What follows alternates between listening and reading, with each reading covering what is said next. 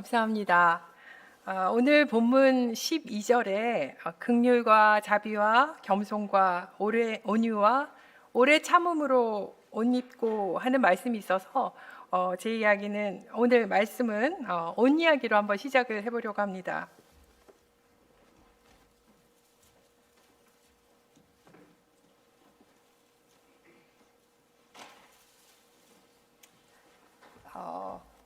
여기 제가 옷을 하나 가져왔는데요. 여러분 보시다시피 뭔 것 같습니다. 네, 목사님 가운, 가운인데요. 이건 저희 남편인 한명석 목사님 목사 가운입니다. 제가 실은 이걸 입어볼 일은 없어서 입어볼 일이 없었겠죠. 근데 오늘 한번 이걸 입어보면 어떨까 해서 입어보려고 합니다.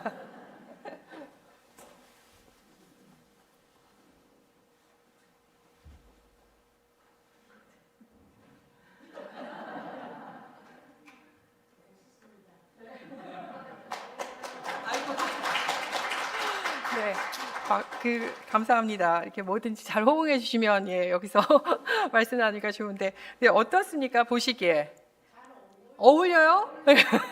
이러면 제가 말씀을 준비한 의도랑은 좀 빗나가긴 하는데, 네, 보시는 대로 일단은 어떻습니까? 일단 크다. 보시는 대로 이렇게 크고 좀 길고 남의 옷 입은 것 같고, 남의 옷이 맞으니까 좀 저기 디자인도 조금 그렇고, 근데 좀 색다른 맛이죠. 저 보통 입을 그런 것들은 아니니까 좀 품도 크고, 길이도 길지만 또 나름대로 또 색다른 것은 있고, 남의 옷을 빌려 입은 것 같다. 네, 감사합니다. 좀 다른 옷을 한번 또 가져와서 입어보겠습니다.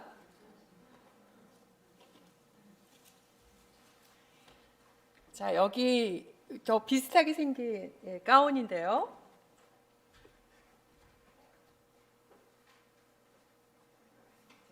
그래서 50견이 와서 여기가 조금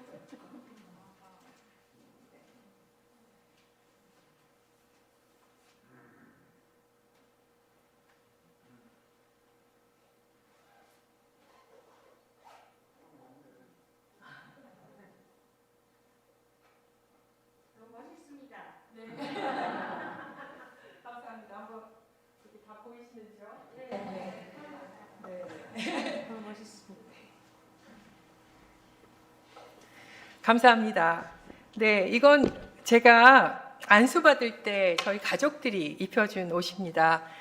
목사가 되어서 또 목사로서 말씀을 전할 때 강단에서 많이 입는 옷인데, 가족들이 이렇게 맞춰줘서 네, 그렇게 했습니다. 그래서 제가 오늘 보따리를 많이 들고 왔는데, 여기 이것을 보통 스토리라고 하죠. 네, 목사님들이 절기 따라 입는 것인데, 이것도 한번 보여드리겠습니다. 목사님 보이시죠?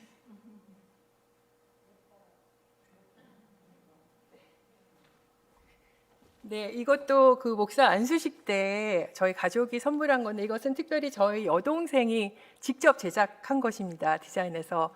그래서 한 땀 한 땀 정말 해서 이것을 이렇게 걸어 주었는데, 이것도 제가 저에게 의미 있는 옷이라 한번 해보겠습니다. 오늘 강단색은 초록색인데 색깔은 맞지 않지만 제가 이왕에 이렇게 입었으니까 입고 말씀을 전하고자 합니다. 옷은 우리가 살아가는데 꼭 필요한 필요 요건 중에 하나입니다. 우리가 왜 옷을 입습니까? 첫째로는 일단 몸을 너무 헐벗으면 안 되니까 일단 몸을 가리고 더위나 추위나 그런 상처로부터 몸을 보호하는 기능을 합니다. 점차 문명이 발달하면서 옷은 그저 걸치는 것이 아니라 자기를 표현하는 방법이 되었습니다.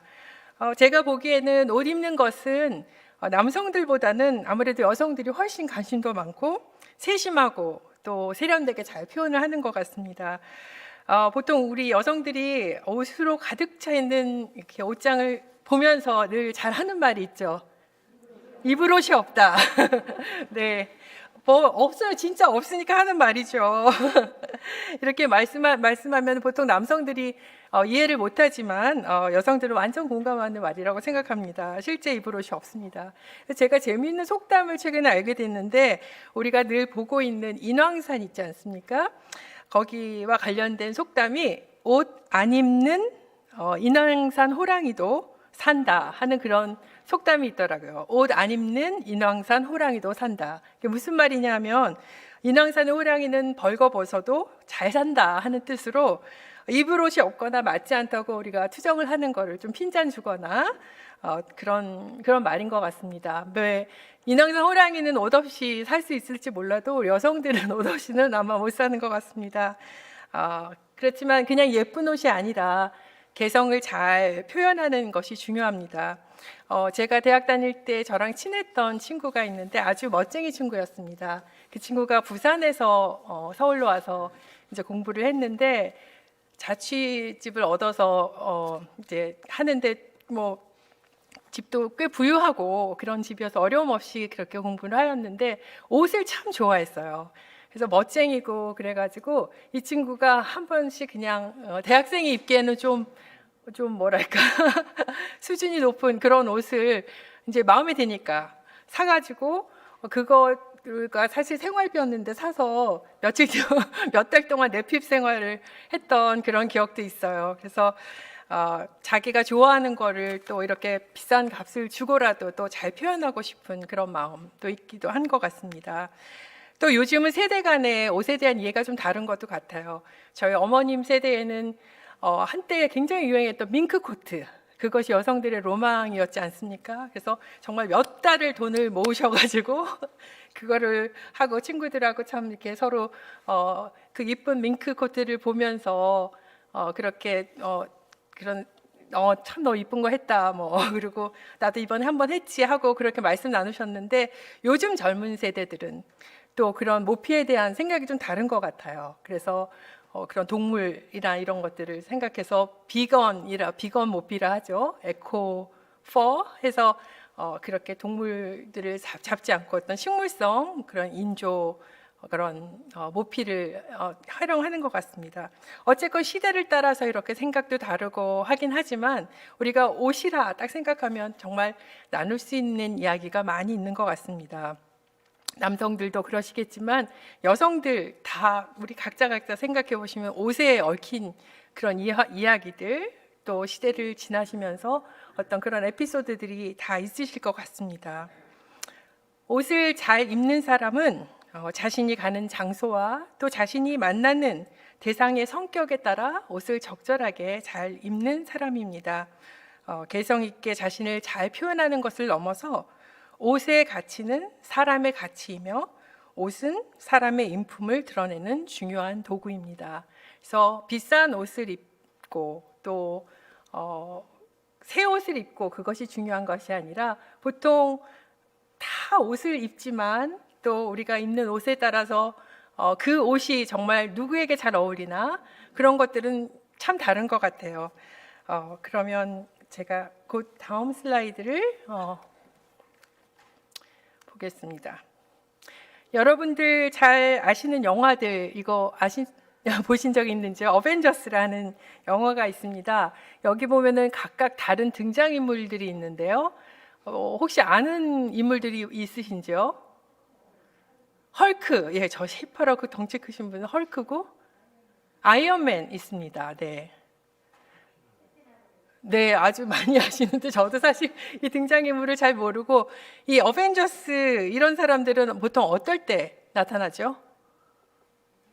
평범한 사람들이지만 위험한 일이 닥치거나 뭔가 불의한 일이 있을 때 꼭 어디선가 나타납니다.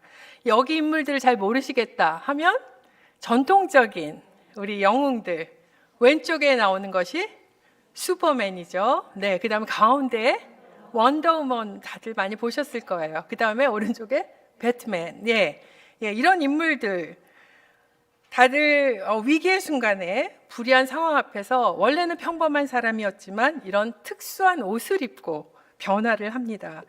대개는 캐릭터에 맞는 그런 옷을 입습니다.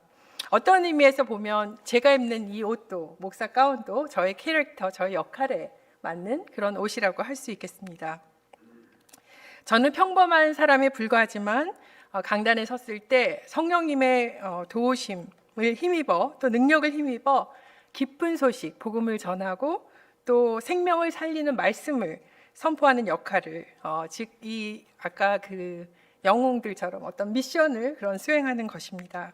그래서 우리 장로님들 또 교회에서 기도하실 때 목사님의 말씀 전하실 때 성령의 두루마리를 입혀주십시오 하는 그런 기도를 하지 않습니까? 그러니까 나는 약하지만 나는 부족하지만 그런 인간의 모습은 감추어 주시고 성령의 어떤 능력으로 힘입어서 그런 말씀을 전하고 또 목회를 할 수 있도록 그렇게 기도하는 것입니다. 성경에서도 변화된 존재를 표현할 때 옷 입는 이미지를 아주 많이 사용합니다. 오늘 읽은 본문에서도 있었는데요. 또 그리스도인들의 부활을 설명하는 고린도전서 15장 말씀을 보면은 부활 후에 부활의 육체를 갖게 될 우리의 존재의 변화를 바울은 이렇게 설명합니다. 썩을 몸이 썩지 않을 것을 입어야 하고 죽을 몸이 죽지 않을 것을 입어야 합니다. 썩을 이 몸이 썩지 않을 것을 입고 죽을 이 몸이 죽지 않을 것을 입을 그때 이렇게 기록한 성경 말씀이 이루어질 것입니다. 성경에서 옷 입는 행위로 우리의 삶을 설명할 때는 생각이나 특정한 행동의 변화 정도를 말하는 것이 아니라 전 존재, 전 인격적인 변화를 말하는 것입니다. 왜냐하면 옷은 그 사람이 어떤 사람인지 보여줄 때가 많기 때문입니다. 이런 제복들, 유니폼들, 소방수들이 입으시는 거, 경찰관들이 입으시는 거, 법관이 입으시는 것, 또 의사, 간호사분들이 입으시는 그런 옷이 그 사람이 어떤 사람인지를 나타내는 것처럼 우리 그 옷이 이 옷을 입고 있는 사람들의 어떤 전 인격, 또 전 존재를 그런 나타내는 것이라는 것을 우리가 기억을 해야 될 것 같습니다. 그래서 남편 되시는 분들 아내가 입을 옷이 없다고 불평하실 때 뭐라고 하시지 마세요. 옷은 인격이고 자기 표현입니다. 나의 표현, 나의 인격과 나의 그런 것들을 표현할 마땅한 옷이 없다는 그런 뜻이니까 그렇게 이해를 하시면 좋을 것 같습니다. 오늘 본문 말씀에 나오는 긍휼과 자비와 겸손과 온유와 오래 참음으로 옷 입으라는 말씀은 마치 제 몸에 딱 맞고 내 스타일에 딱 맞는 옷을 입는 것과 같은 것입니다. 의식하고 행동하는 것이 아니라 자연스럽게 자신의 인격에서 우러나오는 그런 것이 되어야 된다는 것입니다. 그래서 우리가 여성들은 친구들하고도 옷을 이렇게 같이 사러 가기도 하는데 같이 이렇게 가보면은 옷을 봐도 딱 그 옷이 어느 친구에게 잘 어울릴 거다는 거 이런 것이 보이지 않습니까?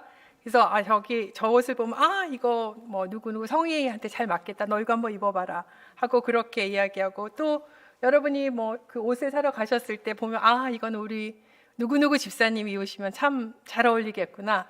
저거는 우리 누구누구 권사님 딱 스타일이네 하고 그렇게 딱 떠오르는 거는 그냥 입는 옷이지만 또 그 옷을 통해서 드러나는 인품, 그 사람의 성격 스타일이 그 옷을 통해서 또 잘 표현이 되기 때문인 것 같습니다. 마태복음 25장을 보면 너희 중에 작은 자가 목마를 때 물을 준 것은 곧 나에게 물을 준 것이다 라는 예수님의 비유가 나옵니다. 근데 그 비유를 보면 의인들은 자신이 행했던 선행들을 기억하지 못합니다. 반면에 불의했던 사람들은 자신들이 행했던 선행들을 아주 잘 기억을 하고 있습니다. 왜 의인들은 자신들의 선행을 기억하지 못하고 있었을까요? 선행은 그들의 일상이었고 인격 자체였기 때문입니다. 특별히 기억하지 않아도 되고 기억할 수도 없는 평소 모습이었다는 거예요. 평소 먹었던 대로 여러분 그냥 평소 늘 우리가 먹는 음식 언제 무엇 드셨는지 기억하실 수 있으세요?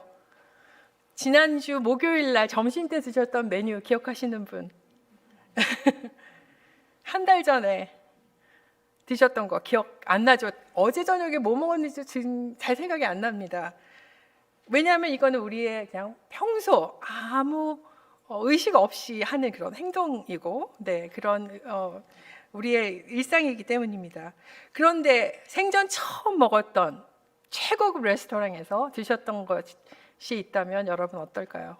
혹시 여러분이 드셨던 음식 중에서 기억나는 음식이 있으면 대개는 굉장히 특별한 사람, 아주 사랑하는 사람, 가슴이 콩닥콩닥 하던 시절에 연애할 때, 뭐 데이트할 때 갔던, 뭐 그것이 허름하건 아주 고급이건 상관없이 기억이 나실 것입니다. 혹은 내 평소 생활에는 갈 수 없었던 아주 최고급 호텔에서 누가 만약에 초대를 해서 오셨다면 그거는 굉장히 기억에 남을 것 같아요.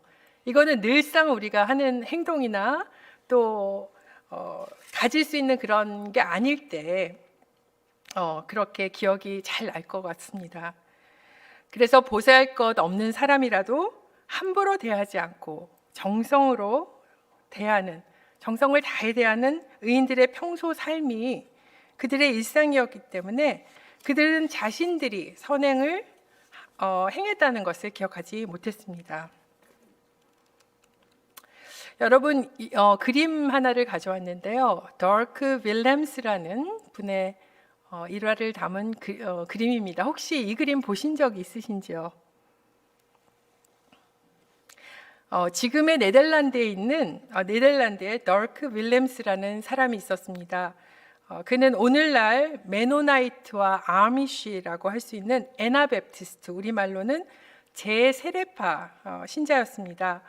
종교개혁 당시 에나베프티스트는 아주 급진적인 종교개혁을 주장했기 때문에 가톨릭뿐 아니라 개신교도들에게도 박해를 받았습니다. 1569년 추운 겨울이었습니다. 덜크 윌렘스는 이단으로 몰려 감옥 탑에 갇혔습니다. 그는 헝겊을 매듭으로 이어 밧줄을 타고, 그걸로 만든 밧줄을 타고 내려와서 탈출에 성공을 했습니다. 경비병들이 뒤에서 쫓아오는데 눈앞에 얇게 언 빙판이 있었습니다. 피할 길이 없어서 죽기 살기로 빙판 위를 달렸는데 다행히 얼음이 깨지지 않았습니다. 그런데 그를 쫓고 있던 경비병은 빙판을 건너는 순간 빙판이 깨지면서, 얼음이 깨지면서 그만 차가운 물속에 빠지고 말았습니다. 여기 보시면 그 앞에 이제 위에 있는 분이 윌렘스고 그 물에 빠진 사람이 경비병인 걸 알 수 있습니다. 그냥 두고 가면 자신은 살 수 있지만 경비병은 차가운 얼음 속에서 죽게 되었습니다. 그는 일순간의 망설임도 없이 돌아가서 그를 안전하게 끌어내었습니다. 그는 다시 결국 체포되었고 모진 고문을 당했으며 말뚝에 묶여서 화형을 당했습니다. 성경 말씀 배운 그대로 예수님의 가르침을 실천했던 덜크 윌렘스는 형장에서 불행한 죽임을 당했지만 그의 후손인 메노나이트들은 지금까지 용서와 화해를 신앙 강령으로 삼고 평화의 삶을 추구하며 살고 있습니다. 여러분이 이 상황에서 어떠셨을까? 한번 이 그림에서 어떤 것들을 무엇을 느끼고 깨달으십니까? 제가 그 윌렘스였다면 그렇게 얼음에서 도망갔는데 저를 따라오던 추격하던 경비병이 빠졌다면 우리 중에 그런 생각하기가 쉬울 것 같아요. 하나님께서 나를 이렇게 살리시는구나 하고 이렇게 구원해 주시구나 하고 감사했을 수도 있습니다.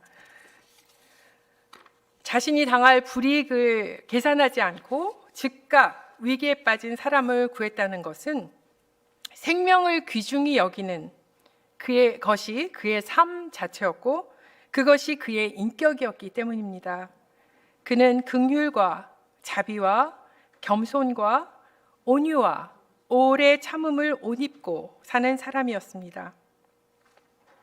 어떻게 그런 신앙 인격을 가진 사람이 되겠습니까?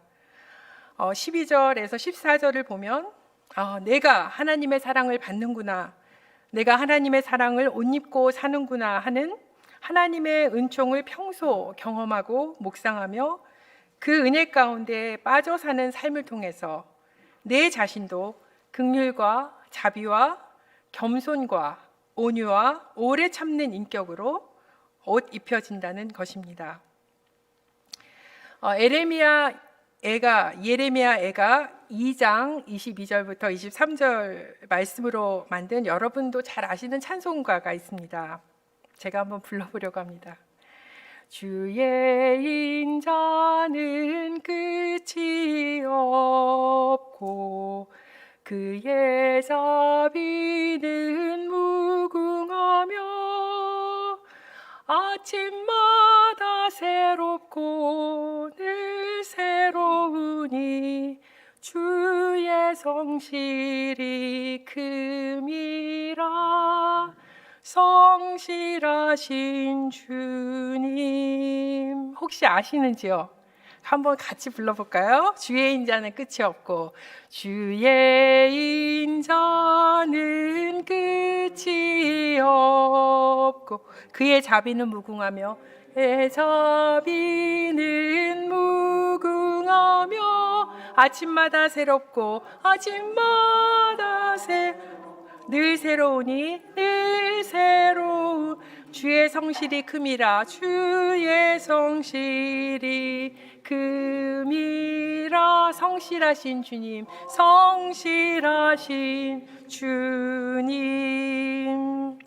네, 이렇게 아침마다 늘 새롭게 하나님의 사랑을 느끼며 깨닫는 삶 속에서 우리 인격은 긍휼과 자비와 겸손과 온유와 오래 참음으로 옷 입혀진다는 것입니다. 그러니 우리가 아침마다 옷장을 열고 옷을 고를 때 내가 진정으로 입으려고 하는 것이 무엇이고 또 내가 무엇을 입고 살아야 하는지를 돌아볼 수 있었으면 좋겠습니다. 네, 오늘 본문 말씀을 새 번역으로 준비해 보았는데요. 천천히 한번 읽어보겠습니다. 한 목소리로 읽어보겠습니다. 서로 거짓말을 하지 마십시오. 여러분은 옛 사람을 그 행실과 함께 벗어버리고 새 사람을 입으십시오. 이 새 사람은 자기를 창조하신 분의 형상을 따라 끊임없이 새로워져서 참 지식에 이르게 됩니다. 거기에는 그리스도인이나 유대인도 할례받은 자와 할례받지 않는 자도 야만인도 스구디아인도 종도 자유인도 없습니다. 오직 그리스도만이 모든 것이며 모든 것 안에 계십니다. 그러므로 여러분은 하나님의 택하심을 받은 사랑받은 거룩한 사람답게 동정심과 친절함과 겸손함과 온유함과 오래 참음을 옷 입듯 입히십시오. 누가 누구에게 불평할 일이 있더라도 서로 용납하여 주고 서로 용서하여 주십시오. 주님께서 여러분을 용서하신 것과 같이 여러분도 서로 용서하십시오. 이 모든 것 위에 사랑을 더하십시오. 사랑은 완전하게 묶는 띠입니다. 아멘. 네, 마지막으로 17세기 신학자 루퍼투스 멜데니우스는 이런 말을 했습니다. 본질적인 것에는 일치를, 비본질적인 것에는 자유를, 그리고 모든 것에는 사랑을. 미국에 있는 한인교회에서 주일 점심을 국밥으로 할 것이냐 비빔밥으로 할 것이냐를 놓고 싸우다가 결국 교회가 분열되었다는 이야기가 있습니다. 네, 정말로 있었던 이야기입니다. 그리고 또 다른 교회에서는 커튼 색깔을 교회 새로 성전 지었는데 색깔로 논쟁을 해서 교회가 어려워졌다는 그런 이야기를 하는데, 네, 오늘 예배는 특별히 우리 여신도회 주일 예배로 드립니다. 여성이 없는 교회, 여신도회가 없는 경복교회를 생각하면 어떨까 생각이 듭니다. 정말 교회 자체가, 존재 자체가 무의미해지지 않을까 하는 그런 생각이 드는데요. 하나님의 정말 사랑을 힘입어서 말씀을 사모하며 기도하는 여성들, 또 교회의 안팎을 돌보면서 환대와 섬김으로 때로는 이름도 없이 빛도 없이 선교하며 사역하시는 삶이 얼마나 아름답고 소중한지 모르겠습니다. 오늘 또 여성 리더십들께서 이렇게 사회도 보시고 기도도 하시고 말씀도 읽어주시고, 또 우리 보통 성가대 굉장히 훌륭하시는데 또 색다르게 또 여신도의 성가대의 그런 아름다운 목소리 참 귀합니다. 그런데 여신도의 일을 하다 보면 교회 일이 다 그렇듯이 우리가 비본질적인 일로 서로 얼굴을 붉히고 또 원수가 되는 일을 또 종종 발견하기도 합니다. 국밥이면 어떻고 비빔밥이면 어떻습니까? 심지어 본질적인 것에 있어서도 긍휼과 자비를 베푸는 일 중요합니다. 그러나 그것도 일이 되고 사업이 되는 것이 아니라 삶이며 인격이 되어야 하는 것입니다. 우리가 자연스럽게 있는 옷처럼 그렇게 되어야 할 것입니다. 그 일로 다툼이 되어서도 안 됩니다. 또 자랑이 되어서도 안 됩니다. 우리가 해야 할 일이 있다면 우리가 찾기 전에 늘 먼저 우리에게 찾아오시는 하나님의 긍휼과 자비를 매일 느끼고 깨달으며 그 사랑의 옷을 입는 일일 것입니다. 그러다 보면 어느 틈에 우리도 긍휼과 자비와 겸손과 오래 참음을 옷 입는 인격자로 변해갈 것입니다. 이 아침에도 끝이 없는 주의 인자와 긍휼을 새롭게 깨달으며 옷 입는 복된 경복교회 성도님들이 되시기를, 특별히 여신도의 회원들이 되시기를 축복하며 기도합니다. 아멘.